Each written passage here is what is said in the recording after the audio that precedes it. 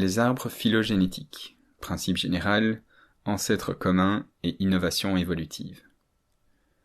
Dans une vidéo précédente sur la classification du vivant, on a découvert que depuis Linné, on a un système efficace pour organiser et mettre du sens dans les êtres vivants.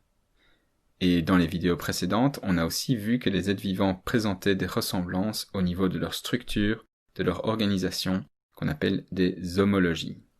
Ces homologies existent au niveau morpho-anatomique, donc dans la structure externe et interne des êtres vivants, mais aussi au niveau du développement embryonnaire, ou au niveau cellulaire, ou au niveau moléculaire et au niveau atomique.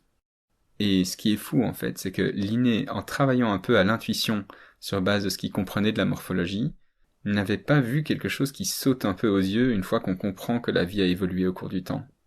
Nos ressemblances structurelles, nos homologies, sont des preuves d'ancêtres communs.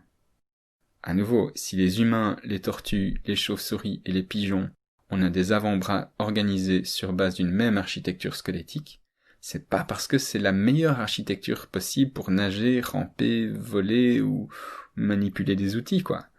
C'est parce qu'on vient tous d'un ancêtre commun qui avait un membre antérieur organisé de cette façon-là.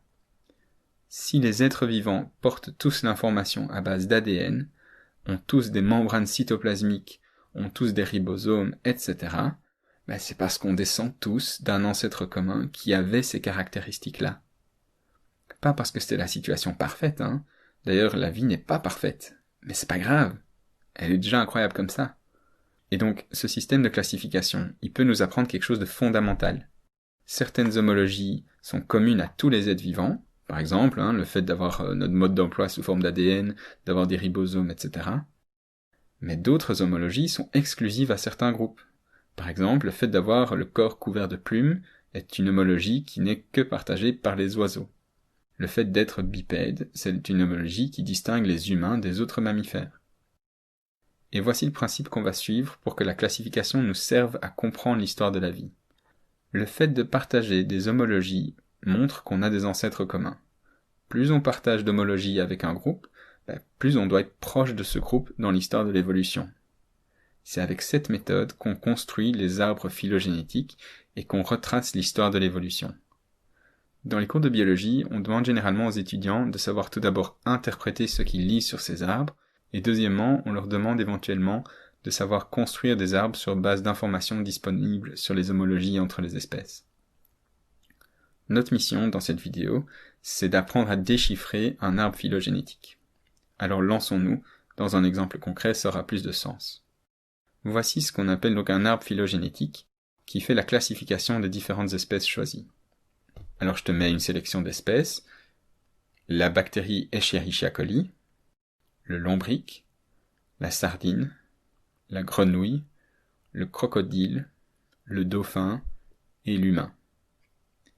Alors pour rappel ici, c'est un exemple, on va juste utiliser un petit échantillon d'espèces dont on étudie les différences avec un petit échantillon d'homologie. Je sais qu'il y en a plein d'autres dont on ne parle pas ici. Le but c'est pas d'être complet mais d'expliquer le principe, ok ? Ce qui nous permet de les classer de cette façon-ci, dans cet arbre-ci, c'est la présence d'homologies, qui, pour rappel, peuvent être morpho-anatomiques, embryonnaires, cellulaires ou moléculaires. Alors par exemple, toutes les espèces mentionnées ici, sauf Escherichia coli, ont des cellules eucaryotes. C'est une homologie qui différencie tout cela de Escherichia coli. Pareil, parmi tous les eucaryotes, tous ceux-ci ont une colonne vertébrale, qui leur sert d'axe central de leur squelette interne. Mais parmi tous ceux-ci, donc les vertébrés, les grenouilles, les crocodiles, les dauphins et les humains ont 4 membres. Ce sont des tétrapodes. Ensuite, les crocodiles, les dauphins et les humains ont des embryons qui se forment dans un amnios, une enveloppe qui les protège dans un liquide amniotique. Et puis finalement, les dauphins et les humains ont un placenta. Et entre les dauphins et les humains sont des bipèdes. Et voilà un arbre phylogénétique. Il présente en fait les espèces classées selon l'apparition d'innovations évolutives, que tu vois ici, au cours du temps. Ce qui veut en fait dire que, en remontant les branches, je remonte dans le passé.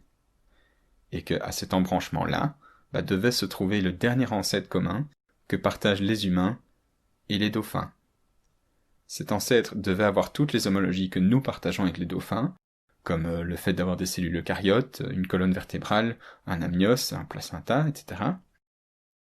Mais ce dernier ancêtre commun entre nos deux groupes, il est mort il y a vraiment longtemps. Genre, il y a des dizaines de millions d'années, quoi. Donc on le rencontrera jamais, cet ancêtre commun. Mais on sait les caractéristiques qu'il devait avoir.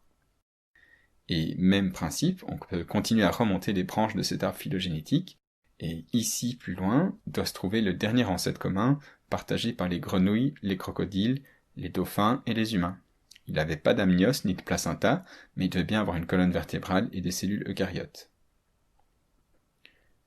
Alors voilà le principe. Sur un arbre phylogénétique, on représente les différentes espèces sur une même ligne. Il n'y a d'ailleurs pas de jugement de valeur, ni de plus ou de moins évolué. On voit mentionner certaines différentes innovations évolutives apparues au cours du temps. D'ailleurs, elles n'apparaissent pas comme ça, pouf, une colonne vertébrale ou paf, un placenta. Ce sont des innovations souvent arrivées graduellement au cours du temps, sur des longues périodes par des mécanismes évolutifs complexes et variés. Mais à chaque embranchement de cet arbre, on a le dernier ancêtre commun de tous ceux qui l'ont suivi sur cet arbre. Alors une dernière nuance que je voudrais apporter, parce que parfois on fait la confusion en lisant ces arbres, je n'ai représenté ici que quelques innovations évolutives, le placenta, la colonne vertébrale, etc. Et cette image pourrait porter à croire que les groupes se sont différenciés avant nous et n'ont rien connu d'autre comme évolution depuis lors. Mais c'est pas vrai du tout. Ils ont aussi évolué, ils ont acquis d'autres caractéristiques, comme par exemple je pourrais dire que chez les dauphins, les narines ont évolué pour devenir un évent au sommet du crâne qui leur permet de respirer par grands à-coups quand ils remontent à la surface pour prendre de l'air. Pareil, les crocodiles, les grenouilles, les sardines, etc. ont tous connu des tas d'innovations évolutives depuis nos derniers ancêtres communs. D'ailleurs, la grenouille n'est pas un de nos ancêtres. La grenouille, c'est un de nos cousins. Et nos grands-parents en commun ont vécu il y a très très très longtemps. Tu vois un peu le principe ? On pousse ça un peu plus loin dans la prochaine vidéo.